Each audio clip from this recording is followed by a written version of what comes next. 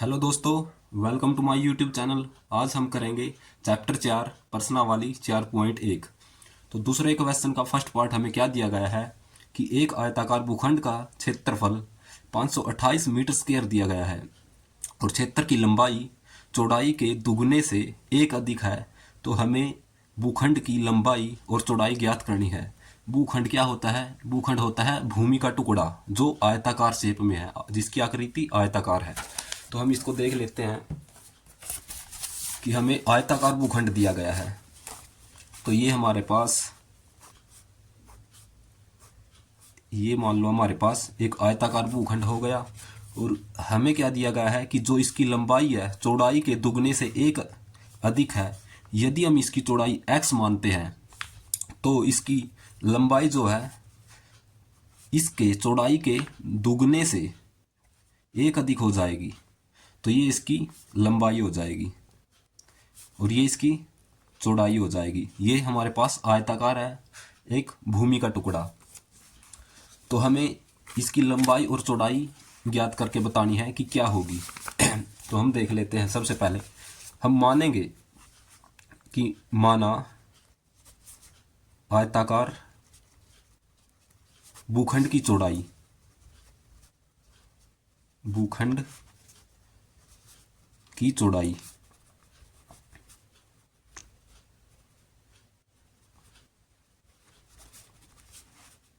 x metre लेंगे और इसकी लंबाई हमारे पास क्या हो जाएगी,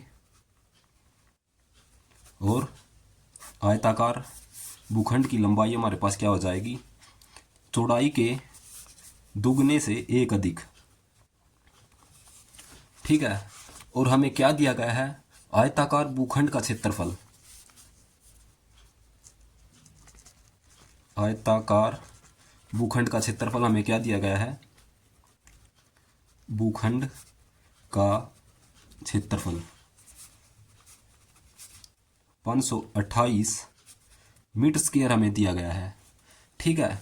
तो जो हमारे पास ये आयताकार भूखंड है, आयत का क्षेत्रफल हमारे पास क्या होता है, हम लिखेंगे आयत का क्षेत्रफल क्या होता है, लंबाई गुणा चौड़ाई। तो इसी फार्मूले का यूज करके हम इस क्वेश्चन को करेंगे। ठीक है। तो आयताकार भूखंड का क्षेत्रफल हमें कितना दिया गया है, 528 मीटर। तो यहाँ पर इस फार्मूले की जगह हम रख देंगे आयत का, जो आयताकार भूखंड का क्षेत्रफल है वो हमें कितना दिया गया है, 528। तो हम यहाँ लिख लेते हैं 528। और लंबाई हमें कितनी दी गई है, 2x प्लस 1। और चौड़ाई हमें कितनी दी गई है, x। ठीक है। तो जब हम इसको आगे सोल्व करते हैं तो ये x की गुणा सबसे पहले इसके साथ होगी 2x के साथ, और उसके बाद प्लस का साइन है तो हम x की गुणा 2x के साथ करेंगे तो ये हो जाएगा 2x स्क्वायर। प्लस का साइन है, फिर हम क्या करेंगे, x की गुणा 1 के साथ करेंगे तो ये हो जाएगा x बराबर, ये हो जाएगा 528। क्योंकि हमें आयताकार भूखंड का क्षेत्रफल दिया गया है और इसका क्षेत्रफल किसके बराबर होता है, लंबाई गुणा चौड़ाई। ठीक है। तो हमारे पास ये समीकरण आ चुकी है, 2x square plus x minus 528 बराबर हो जाएगा 0 के। ये हमारे पास द्विघात समीकरण आ चुकी है।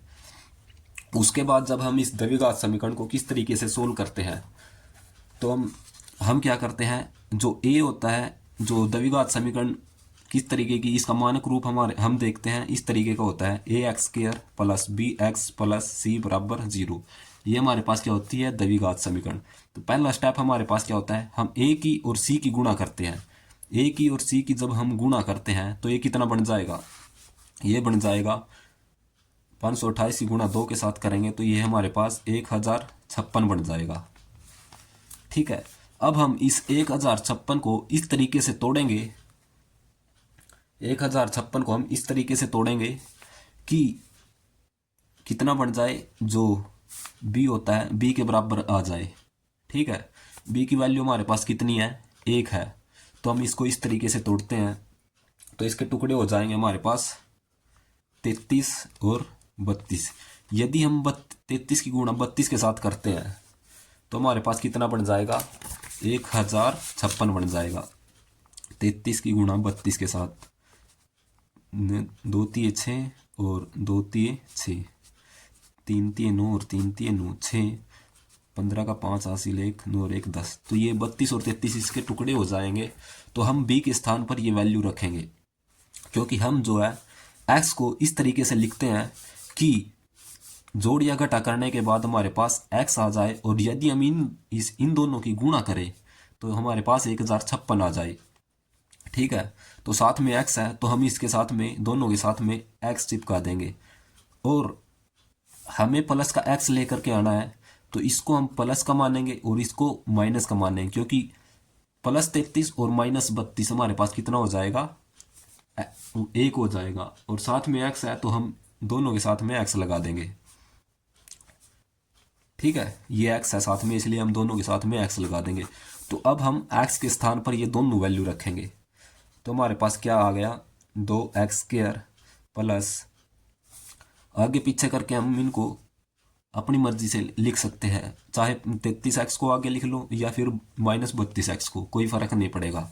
बस न्यू ऐसा है कि इससे जो है समीकरण यानी आसान हो जाती है सोल्व करनी, तो इसलिए हम इनको थोड़ा आगे पीछे लिखते हैं। तो यहाँ पर लिखेंगे -32x प्लस 33x माइनस 528। सिर्फ हमें प्लस एक्स के स्थान पर ये दो वैल्यू रखनी है, और इस वैल्यू को और इस वैल्यू को हम छेड़ेंगे नहीं, यानी कि इसको हम ऐसे ही रखेंगे। ठीक है, तो ये बराबर हो जाएगा 0। तो जब हम इसके, यानी कि अब हम यहाँ से देखते हैं, एक पार्ट यहाँ से और एक पार्ट ये यहाँ से, तो इसके अंदर से हम क्या कॉमन ले सकते हैं, इसके अंदर से हम एक तो 2 ले सकते हैं कॉमन, और एक x ले सकते हैं, क्योंकि 2 32 में से भी आ जाएगा और यहाँ से भी आ जाएगा, और यहाँ से हम एक x को कॉमन ले सकते हैं, क्योंकि x यहाँ पर भी है और यहाँ पर भी। हम कॉमन उसी वैल्यू को लेंगे जो दोनों के अंदर हो। ठीक है, क्योंकि 32 को हम क्या लिख सकते हैं, 2 गुणा 16, तो 16 की गुणा 2 के साथ करते हैं तो वो 32 हो जाता है। तो ये हमारे पास कितना बन जाएगा, यहाँ पर 2x तो बाहर चला गया, यहाँ पर x की घात 1 बच जाएगी, और माइनस का साइन है माइनस, तो ये रह जाएगा अंदर 16, क्योंकि 2 की गुणा 16 के साथ करेंगे तो 32 आ जाएगा, और x की गुणा यहाँ पर करेंगे तो यहाँ पर 32x बन जाता है। ये रहा, प्लस यहाँ से हम क्या कॉमन ले सकते हैं, यहाँ से यदि हम 33 की गुणा 16 के साथ करते हैं तो 528 बनता है, तो इसलिए हम यहाँ से भी 33 कॉमन ले सकते हैं। ठीक है, तो यहाँ पर कितना बच जाएगा, अंदर x बच जाएगा, क्योंकि 33 बाहर चला गया, और यहाँ से भी यदि हम 33 बाहर लेते हैं तो यहाँ पर माइनस का साइन है, यदि हम 33 बाहर लेते हैं तो अंदर कितना बच जाएगा, 16 बराबर 0। अब हम यहाँ से देखते हैं, इतने पार्ट में से ये कॉमन वैल्यू हमारे पास कितनी है, दोनों जगह है, x माइनस 16 यहाँ पर भी है इसके अंदर, और x माइनस 16 यहाँ पर भी है। तो यहाँ से हम क्या करेंगे, x माइनस 16 को बाहर लिखेंगे, तो अंदर हमारे पास कितना बच गया, यहाँ से ये तो बाहर चला गया, अंदर बच जाएगा हमारे पास 2x, प्लस का साइन है, x माइनस 16 हमारा बाहर चला गया, तो अंदर हमारे पास कितना बच जाएगा, 33। ये बराबर हो जाएगा 0 के, क्योंकि ये दोनों वैल्यू 0 के बराबर है, तो हम इनको अलग अलग से भी 0 के बराबर लिख सकते हैं। तो हम लिखेंगे x माइनस 16 बराबर 0, यानी इसको भी अलग से हम 0 के बराबर लिख सकते हैं और इसको भी 0 के बराबर लिख सकते हैं। 2x प्लस 33 बराबर 0।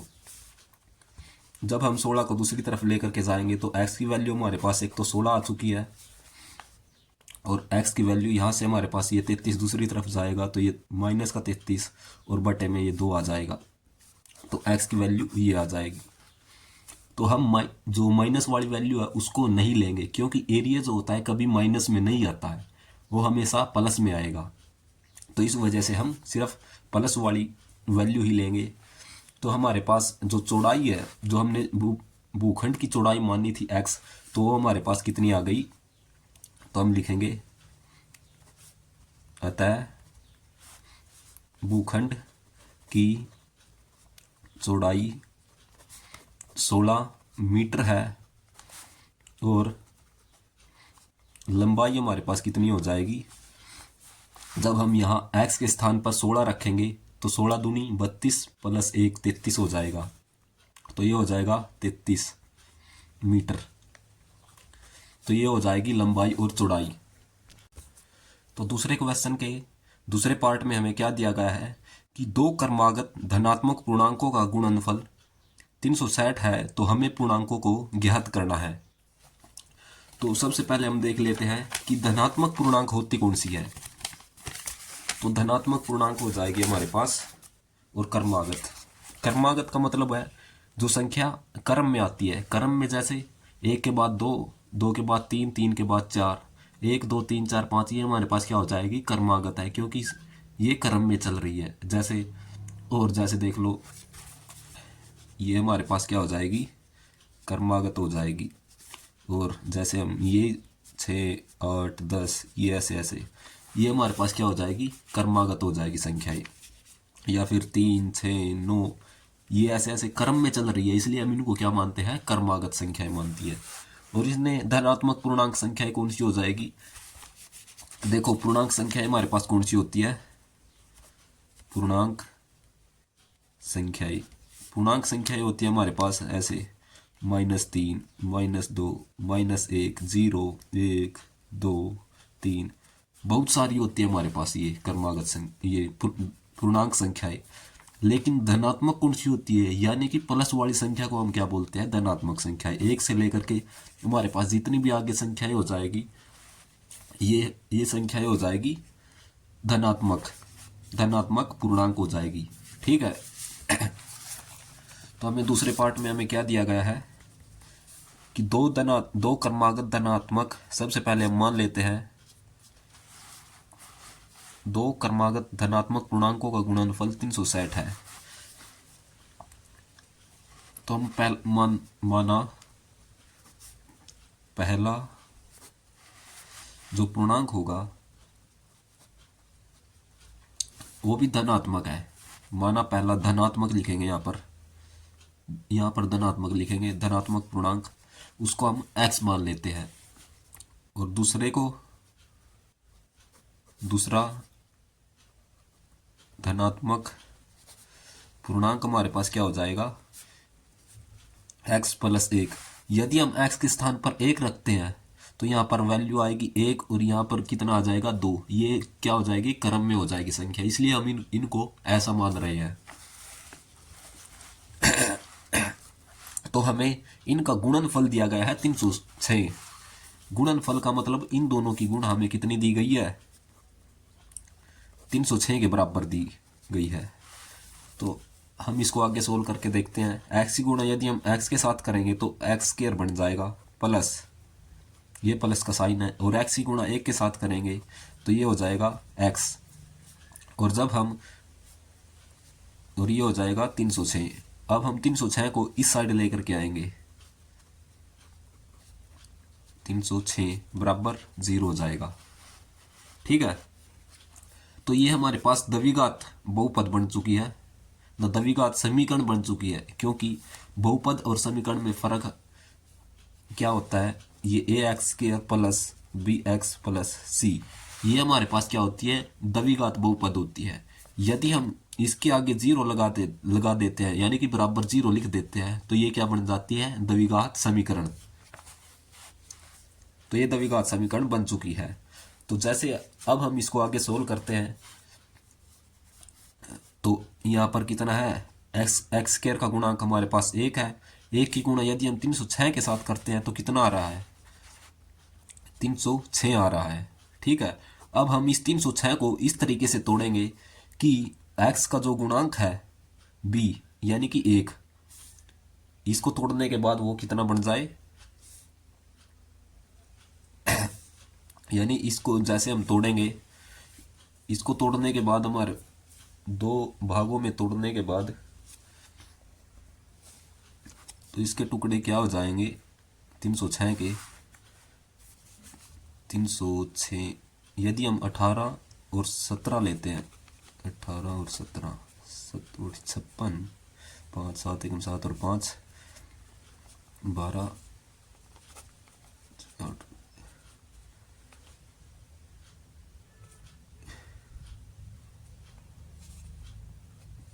हाँ, तो इसके जो टुकड़े हो जाएंगे, एक तो 18 हो जाएगा और एक 17। हम इन टुकड़ों को इस तरीके से लिखेंगे कि यहाँ पर कितना आ जाए, +1 आ जाए। और क्योंकि इसके साथ में x भी है तो हम इन दोनों के साथ में x भी लगा देते हैं। तो ये हो जाएगा, तो प्लस का एक x लेकर के आना है, तो इसको हम प्लस का मानेंगे और इसको हम मानेंगे -17x।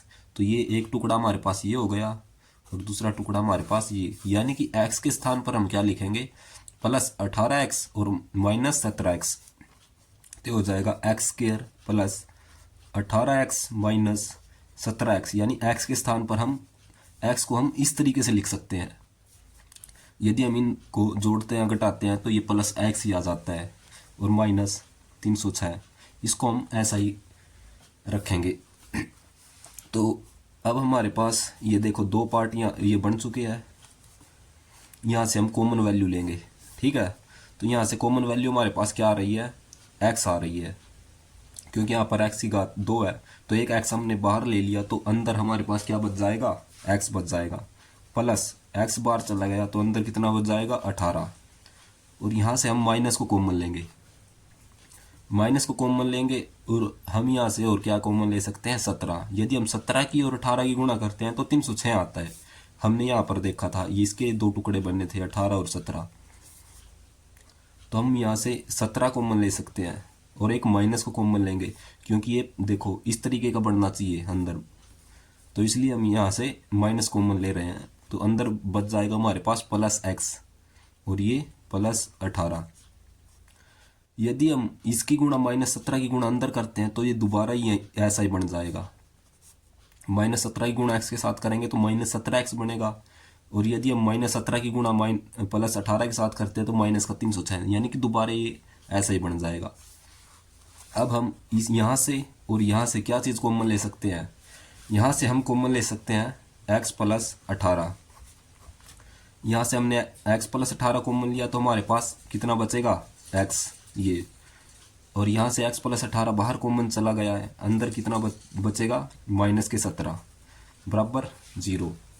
क्योंकि ये दोनों 0 के बराबर है तो हम इनको अलग से भी दोनों को 0 के बराबर रख सकते हैं। तो ये हो जाएगा x + 18 बराबर 0 और x - 17 बराबर 0।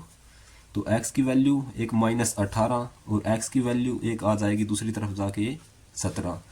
क्योंकि ये हमने धनात्मक पूर्णांक माने हैं तो इसीलिए हम माइनस वाली वैल्यू ये नहीं लेंगे, हम क्या लेंगे, सिर्फ प्लस वाली वैल्यू, ठीक है। तो x के स्थान पर यदि हम 17 रखते हैं तो पहला पूर्णांक हमारे पास कितना आ जाएगा, 17। तो पहला पूर्णांक हमारे पास 17 आ गया और दूसरा x + 1 है यानी कि 18। तो हमारे पास ये दो पूर्णांक आ चुके हैं जो हमें निकालने थे। और तीसरे पार्ट में हमें क्या कहा गया है कि रोहन की माँ उससे 26 वर्ष बड़ी है। तो हम लिख लेते हैं, माना रोहन की आयु, माना रोहन की आयु, यदि हम उसकी आयु को x वर्ष मानते हैं, ठीक है, तो उसकी माता है उससे 26 वर्ष बड़ी।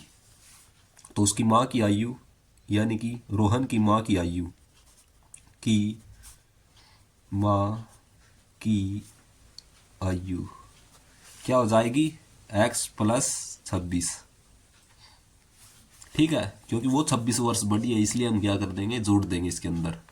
जो मान लो कि रोहन की आयु यदि 10 वर्ष है तो उसकी माँ की आयु वो 26 वर्ष बड़ी है, तो उसकी माँ की आयु हमारे पास कितनी हो जाएगी, 10 + 26 तो 36 हो जाएगी, ठीक है। तो आगे क्या दिया गया है कि उसकी आयु, उनकी आयु का गुणनफल जो है अब से 3 वर्ष पश्चात 360 हो जाता है। यानी कि उनके आयु गुणनफल लेना है, लेकिन कब लेना है? 3 वर्ष पश्चात।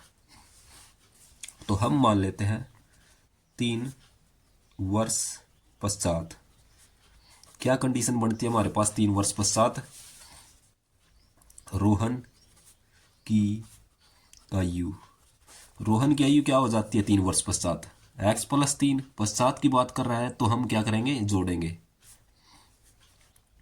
यदि वो पहले की बात करता तो हम इसको माइनस करते। ठीक है, 3 वर्ष पश्चात रोहन की आयु हमारे पास x+3 हो जाएगी, और उसकी माँ की आयु क्या हो जाएगी? रोहन की माँ की आयु। और रोहन की माँ की आयु वो कितनी हो जाएगी? x+26 तो पहले थी, और 3 वर्ष पश्चात यानी कि इसमें 3 जोड़ देंगे तो ये कितना बन गया? x+29। तो 3 वर्ष पश्चात जो हमें दिया गया है, इन दोनों की आयु के गुणनफल कितना दिया गया है? 360। तो हम लिख लेते हैं x+3 और x+29, इन दोनों की आयु का गुणनफल हमें कितना दिया गया है? 360 दिया गया है। तो अब हम इसको आगे सोल्व करते हैं। ठीक है, तो x की गुणा x के साथ करेंगे तो ये बन जाएगा x²। अब हम x की गुणा 29 के साथ करेंगे तो ये कितना बन जाएगा? 29x। अब प्लस 3 की गुणा यदि हम x के साथ करेंगे तो ये बन जाएगा 3x प्लस, क्योंकि ये दोनों जगह प्लस है, तो 3 की गुणा 29 के साथ करेंगे तो ये कितना बन जाएगा? 30, 60, 90। 90 में से 3 माइनस करते हैं तो ये कितना बन जाएगा? 87 बराबर 360। तो x²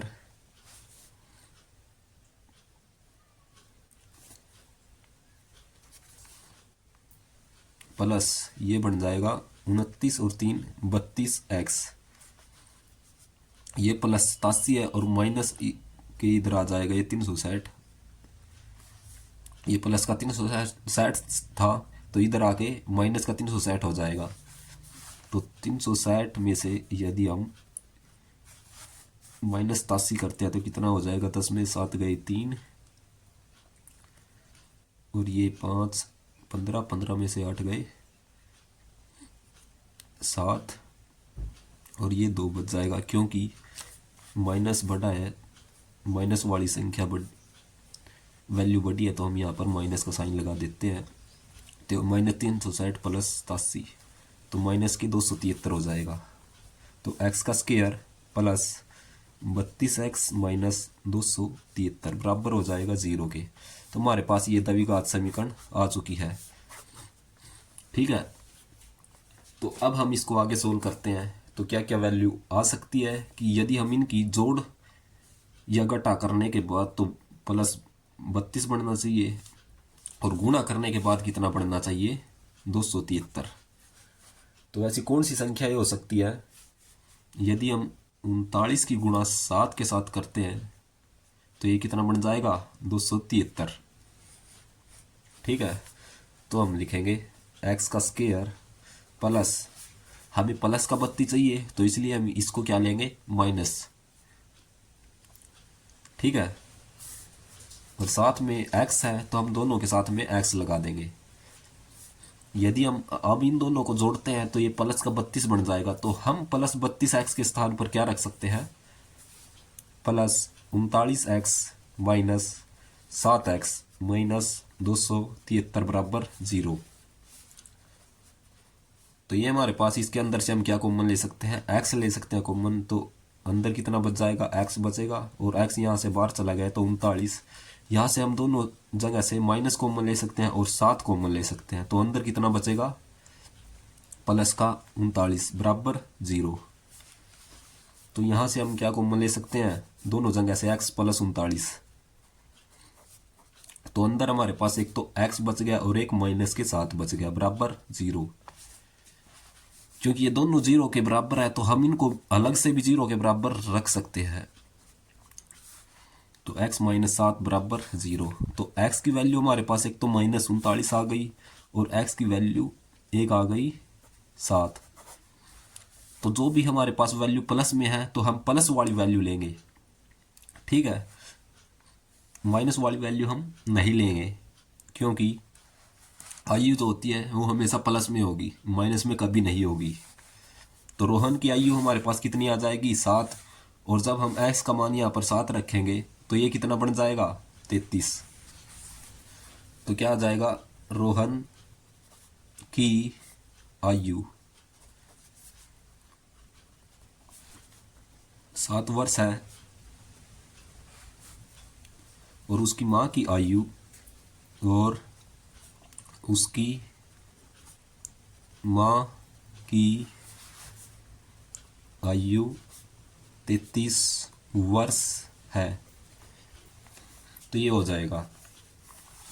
तो आगे हमें क्या दिया गया है कि एक रेलगाड़ी 480 किलोमीटर की दूरी समान चाल से तय करती है। यदि उसकी चाल 8 किलोमीटर प्रति घंटा कम होती है तो वह उसी दूरी को तय करने में 3 घंटे अधिक लेती है। तो हमें क्या दिया गया है, मान लो कि ये दूरी है, ये कितनी है, 480 किलोमीटर, ए पॉइंट से बी पॉइंट तक। ये हमें दूरी कितनी दी गई है, 480 किलोमीटर दी गई है, ए पॉइंट से बी पॉइंट तक। तो हम क्या मानेंगे, माना रेलगाड़ी की चाल, रेलगाड़ी की चाल उसको हम f किलोमीटर प्रति घंटा मानेंगे, ठीक है। और टोटल दूरी हमारे पास कितनी है, 480 किलोमीटर। तो दूरी का फार्मूला हमारे पास क्या होता है, चाल गुणा समय। क्योंकि हमारे पास दूरी भी है और चाल भी है, इस वजह से हम क्या समय निकालेंगे। तो हमारे पास समय का फार्मूला यहां से क्या बन जाएगा, दूरी बटे में चाल, दूरी बटे चाल, ठीक है।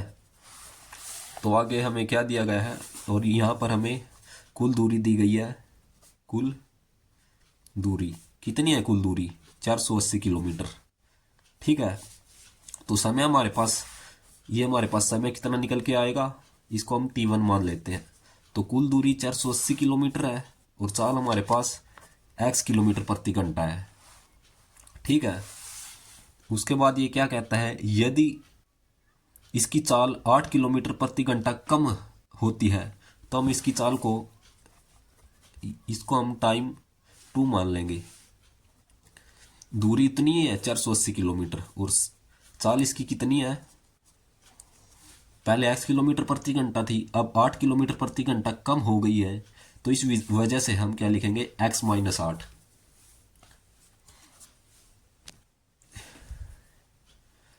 पहले उसको समय कितना, पहले उसको समय कम लग रहा था, क्योंकि यदि हम देखते हैं,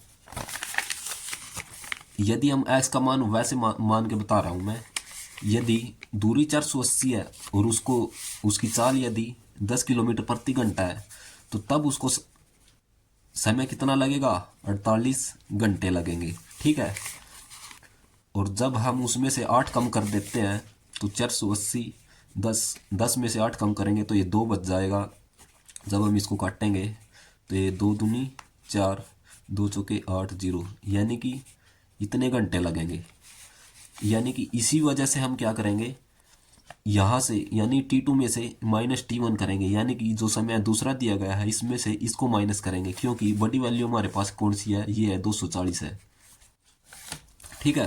तो हम क्या करेंगे, T2 माइनस T1, ये समय है जो T1 और T2 आया है, तो ये कितना हो जाएगा, 480 माइनस x माइनस 8, माइनस करेंगे 480 बटे x बराबर है, ये किसके बराबर आ जाएगा, क्योंकि अब उसको 3 घंटे अधिक लग रहा है, ठीक है। तो ये पहले उसको ये 3 घंटे अधिक लगने के कारण ये हमारे पास ये इस तरीके की समीकरण बन जाएगी। और ये समीकरण बनी कैसे है इस तरीके से, वो भी मैं बता देता हूँ, चलो आपको। 480 और x माइनस 8 बराबर, यानी कि पहले उसको यदि मान लो कि पहले यदि उसको और ये 480 माइनस एक्स माइनस 8। यदि पहले उसको 10 घंटे लग रहे थे और अब जो चाल कम करने की वजह से अब उसको 15 घंटे लग रहे हैं, ठीक है, तो हम समय को बराबर करने के लिए ये प्लस में 5 करेंगे क्योंकि अब उसको 5 घंटे अधिक लगेंगे। ठीक है, तो इसी वजह से हम इसको इस तरीके से लिख देते हैं, क्योंकि क्योंकि उसको 8 घंटे अधिक लग रहे हैं तो हम यहाँ पर 8 लिखेंगे। ठीक है, और ये बटे में x था तो x, यदि हम इसको दूसरी तरफ लेकर के जाएंगे तो ये हमारे पास ये समीकरण बन जाएगी x माइनस 8 माइनस 480 बटे x बराबर 8। तो ये समीकरण इस तरीके से बनी है। ठीक है, जब हम इसको आगे सोल्व करेंगे तो एक द्विघात समीकरण बन जाएगी। तो हम इसको एलसीएम लेकर के सोल्व करेंगे, तो एलसीएम लेके सोल्व करेंगे तो ये बनेगा 480 एक्स माइनस 480 एक्स माइनस 8 बराबर 8 एक्स, और ये बन जाएगा एक्स माइनस 8। ठीक है, तो ये यहाँ से हम जब हम इसका एलसीएम लेंगे तो x की गुणा इसके साथ करेंगे और x माइनस 8 की गुणा यहाँ पर इसके साथ करेंगे और इस पूरे दोनों की गुणा हम 8 के साथ करेंगे तो हमारे पास ये वैल्यू आ जाएगी। जब हम इसको आगे सोल्व करते हैं तो कितना बढ़ेगा 480 एक्स माइनस ये बन जाएगा 480 एक्स और माइनस 480 की गुणा 8 के साथ करेंगे तो ये 0 8 बटी 64 6 हासिल 800 के 32 और 6 हमारे पास कितने हो जाएंगे 38 बराबर 8 एक्स की गुणा एक्स के साथ करेंगे 8 एक्स स्क्वायर माइनस 8 एक्स की गुणा 8 के साथ करेंगे तो ये 64 एक्स बन जाएगा, क्योंकि ये 480 प्लस 480 एक्स एक प्लस का और एक माइनस का कट जाएगा। तो ये समीकरण हमारे पास क्या निकल के आई 8 एक्स स्क्वायर माइनस 64 एक्स, और ये उस दूसरी तरफ जाएगा तो ये बन जाएगा 38 40। तो हमारे पास ये द्विघात समीकरण आ चुकी है। तो हम इसको जैसे आगे सोल्व करेंगे तो हमारे पास वैल्यू आ जाएगी। ठीक है, तो इसको आप सोल्व कर सकते हैं क्योंकि हमने बहुत सारी समीकरण सोल्व की है, तो इसी वजह से आप इसको भी सोल्व कर सकते हैं। इसको जैसे 8 कॉमन लेकर के फिर हम a की और c की गुणा करेंगे तो वो b के बराबर आना चाहिए। इस तरीके से आपने इस